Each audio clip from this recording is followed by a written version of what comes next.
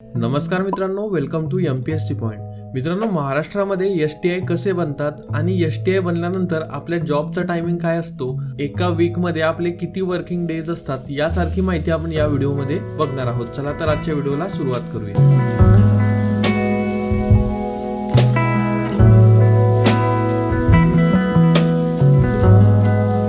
तर बेसिकली या व्हिडिओमध्ये आपण जे दोन टॉपिक बघणार आहोत त्यातील पहिला टॉपिक आहे STI कसे बनतात.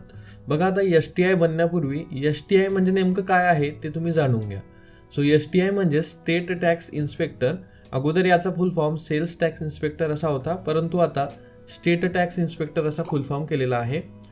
सो स्टेट टॅक्स इन्स्पेक्टर हे महाराष्ट्र शासनातील गट ब संवर्गाचं अराजपत्रित पद आहे. या पदाची कर्तव्ये ही टॅक्स संबंधित असतात किंवा विविध प्रकारची इतर कामे त्यांना करावी लागतात. आता मुख्य मुद्दा म्हणजेच आपल्याला STI कसं बनता येईल. बघा, STI बनण्यासाठी तुम्हाला तुमचं ग्रॅज्युएशन कंप्लीट झालेलं असावं लागणार आहे. जरी तुम्ही ग्रॅज्युएशनच्या शेवटच्या वर्षाला असाल, म्हणजे तुमच्या बॅचलर्स डिग्रीच्या शेवटच्या वर्षाला असाल, तरी देखील तुम्ही STI साठीची एक्झाम देऊ शकता. STI बनण्यासाठी तुम्हाला MPSC द्वारा घेण्यात येणारी MPSC कंबाईन ग्रुप बी एक्झामिनेशन द्यावी लागते.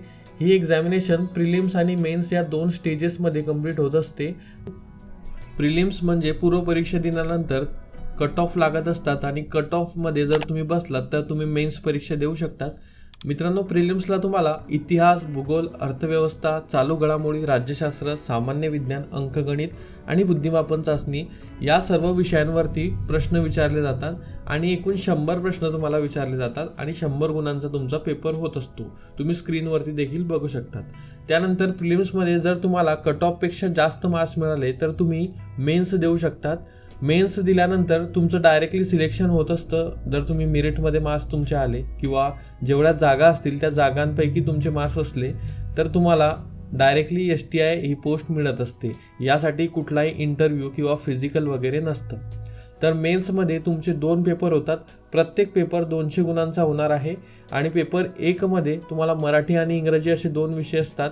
त्यानंतर पेपर 2 मध्ये तुम्हाला बुद्धिमापन, चालू घडामोडी, अंकगणित, सांख्यिकी, माहितीचा अधिकार अधिनियम, महाराष्ट्र लोकसेवा हक्क अधिनियम, त्यानंतर इंडियन पॉलिटी असेल, मॉडर्न इंडिया हिस्ट्री असेल, भूगोल असेल भारताचा व महाराष्ट्राचा, त्यानंतर सामान्य विज्ञान व तंत्रज्ञान असेल, अर्थव्यवस्था व नियोजन असेल.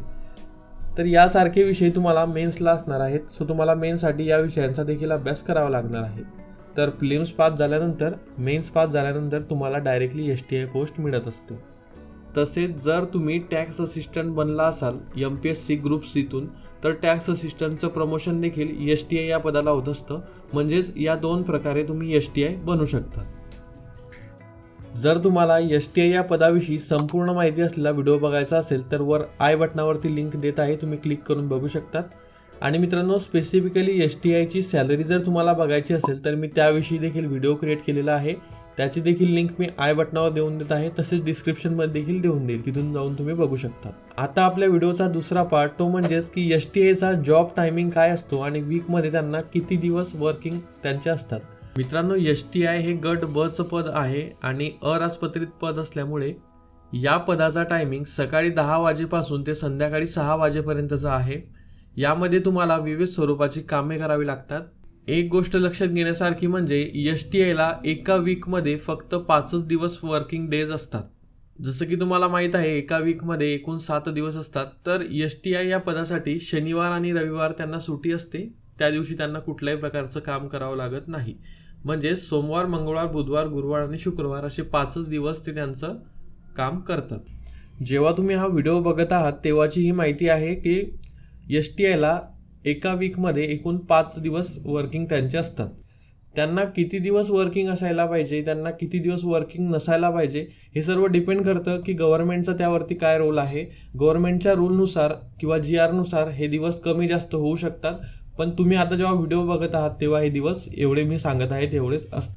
जास्तीत जास्त MPSCची तयारी करणाऱ्यांचा STI या पदाला प्रेफरन्स असतो, कारण या पदामध्ये आल्यानंतर तुम्हाला जो काही वेळ मिळत असेल तर त्या वेळेमध्ये तुम्ही जे तुमची ड्रीम पोस्ट असेल त्यासाठी अभ्यास करू शकतात. त्यामुळे STI हे नक्कीच सर्वांच्या पसंतीचं असं पद आहे.